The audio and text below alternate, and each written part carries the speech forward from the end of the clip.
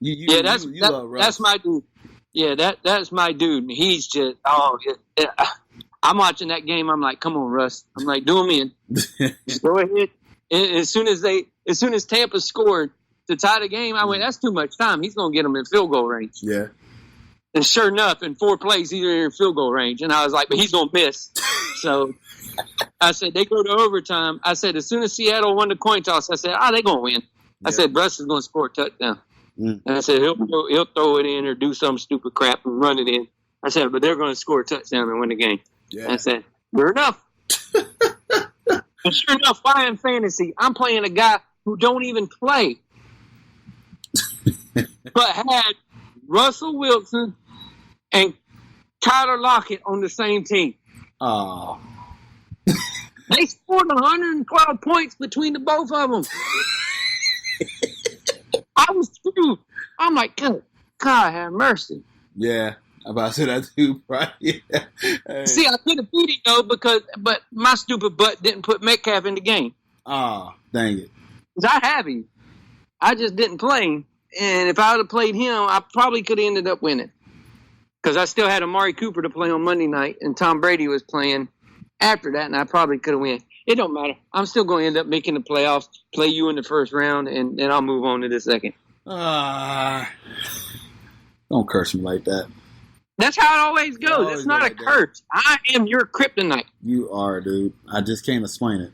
But, hey, this is what it is. Here I am doing well. That's why I'm not saying anything. I'm being humble about it. I'm like, okay, I'm 7-2. Just going to keep doing what I'm doing. And that's it. I'm trying to win, man. And as much as I wanted to message South, like, yeah, okay, so you say I'm trapped, I beat you by like this many points. I'm like, okay. He ain't even playing. No, he talks all that junk and then he don't play. Yeah, exactly. I'm just like, okay. Because he says he's too busy. Man, I was on a damn cruise and still set my lineup. He's a funny dude, man. That's my guy. I said my nice. The Lions and the Raiders. The Raiders won 31-24. The Packers. The Raiders are really good. Yeah? The Raiders have been playing good ball. Don't they lead y'all's division? Oh, no. Yeah. No, Chiefs. Them and the Chiefs are tied, aren't they? I believe so, yeah. Because I think the Raiders only lost 3 games. Yeah, Raiders only lost 3 games. Let's see. Their division, NFL standings, AFC. And of course, you want to load slow when I pull this up here. Of course, that's how. Kansas sits 3. Oakland is 4-4. Oh, okay, yeah, because they lost. Yeah, that's what happened there. So, but still, man, no. Compared, what we thought it was going to be. Yeah, you're right. I didn't expect the Raiders to be 4-4. So, I give him that. I guess Chucky's doing a halfway decent job. Not gonna win with me. Yep. Packers and the Chargers. Chargers win 26-11. Aaron Rodgers just had a bad game, I guess. That was a terrible game. Didn't see this one coming. It was a terrible game. Brutal. The Browns and the Broncos. Broncos won 24-19. Broncos defense been coming on as of late, but as you know, the Browns is just, you know what? I want to apologize because I thought the Browns would be better and thought they would be a playoff team. I am wrong. They got a lot of struggles. They're not disciplined. Well, we all did. We all thought that they were going to be better. But what was the one thing I said on the show to start the NFL season? They somehow have to manage all them headaches and all them egos that they got on that one team.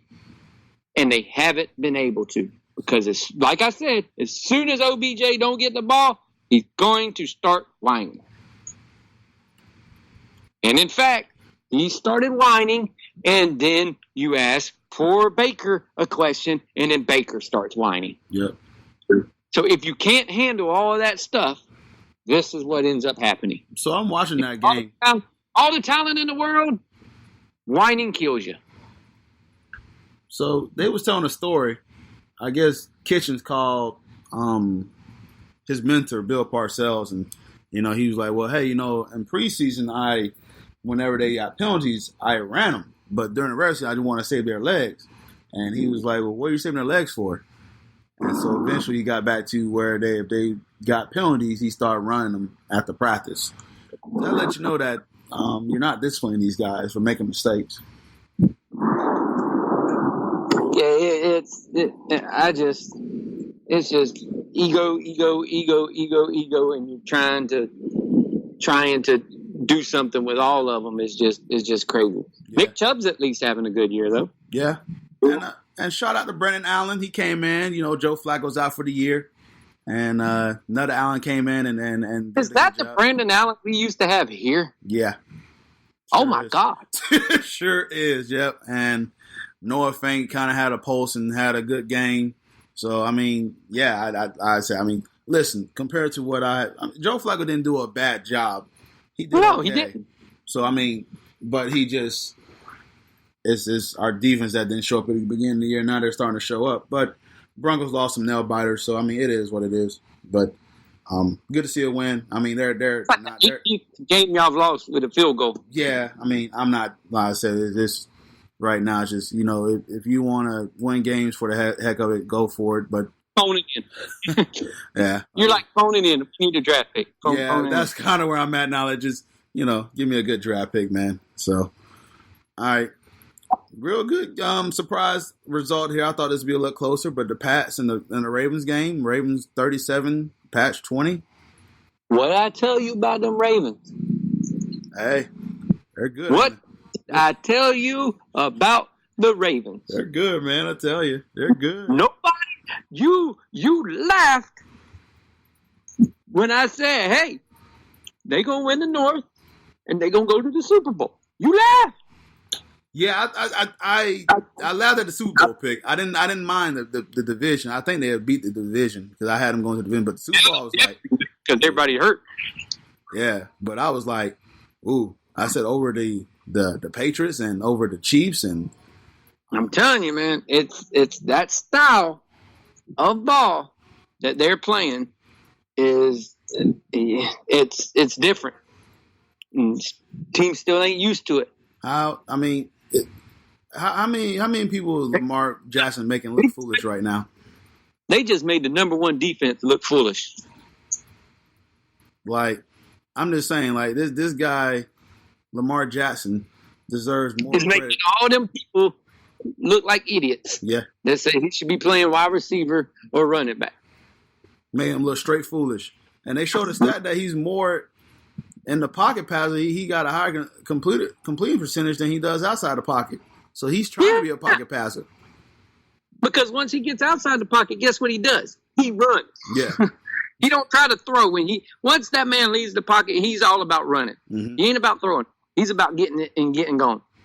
I think he's already got more rushing yards than Michael Vick had in a season already. So I'm like,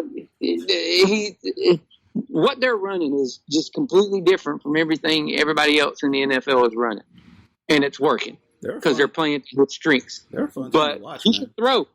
Yeah, he can do what he can do. And then you got Mark Ingram back there now too, running the ball. Man, I told you.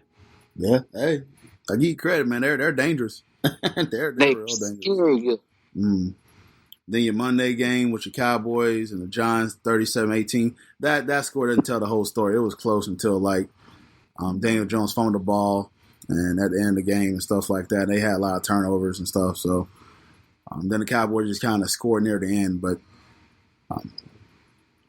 yeah. Besides that, the game was a little stink fest. So yeah, they were like, look, this is what we're going to do for Monday Night Football for now. Give them the crappiest game we can think possible and put it on Monday night. All right. God, you gave us the Pittsburgh Steelers and the Miami Dolphins on a Monday night.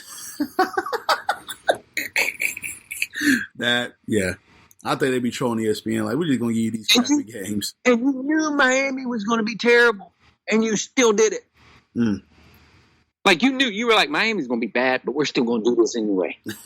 Bro, the NFL's treat ESPN like the redheaded stepchild. Like Fox and CBS and NBC get all these good games, but ESPN get crap, bro. We still be in here pretty soon. We'll get the XFL game of the week. It's like, here, you just get this game here, whatever. Oh, that's funny, man. All right, before we go into our picks, I'm going to let Kevin climb on his soapbox and do the I told you so.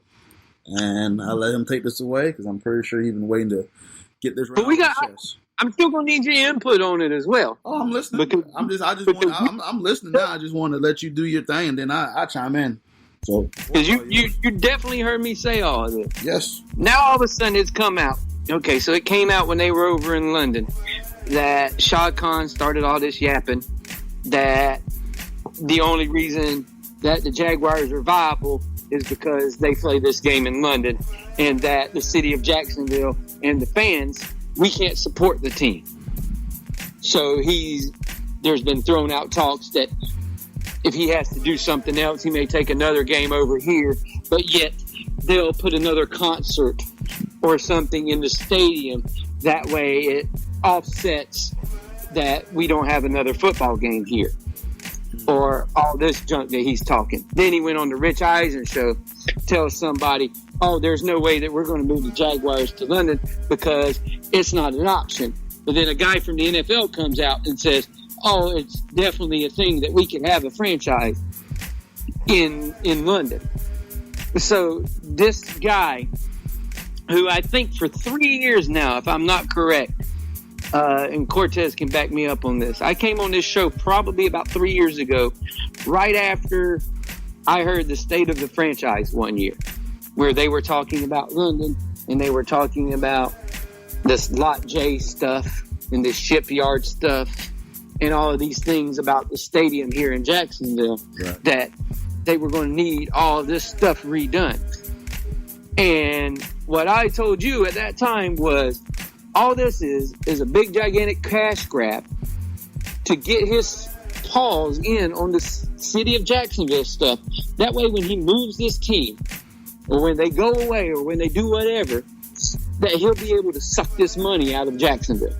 And that he'll still have his footprint in Jacksonville because he'll be making money off of us, even though the team is going to be long gone. Mm-hmm. And now, slowly but surely, things are starting to be said and things are starting to be done to make people that criticize me for even tweeting that this dude's not good for this city and this dude's not good for this team. He don't care about the football team and he don't care about the city. Only thing he cares is that he's got the big, gigantic cheerleader as mayor, and that whatever he says, the mayor's going to do to satisfy the owner of the Jaguars, so he don't leave. So now he knows that in the next 4 years of this mayor being in there, he needs to get all this stuff done. So whenever he takes off, he's got his footprint in this city. He's already dissed the fan base on 3 different occasions. Now he's pushing for a new stadium. But you're pushing for a new stadium, but you're threatening to take another game away from Jacksonville and send it over to London. Another home game, mind you, not just another away game or something like that. You want to take another home game away from a fan base who, for you to say, hasn't supported this team. You have done absolutely nothing on the football side of this to make this team any better, to make this team any more viable for people to want to go to football games. Mm-hmm. There are 30,000 of us that are probably diehard fans that are going to go no matter what. And then you have these other people that just go just so they can go and talk to people or just so they can go and enjoy it, which is what the majority of us do anyway, because you gave us nothing to cheer for or to get on the side of in a decade and a half. 15 years of the 25 years of the Jaguars, you have been pooped. If you want people to show up, guess what you need to start doing? You need to start paying attention to the football side of things. Stop having your nose of a freaking football, of a soccer team that is worse than the Jaguars. Mm-hmm. Stop having your nose into this wrestling company. Stop having your nose into trying to build all this stuff in Jacksonville.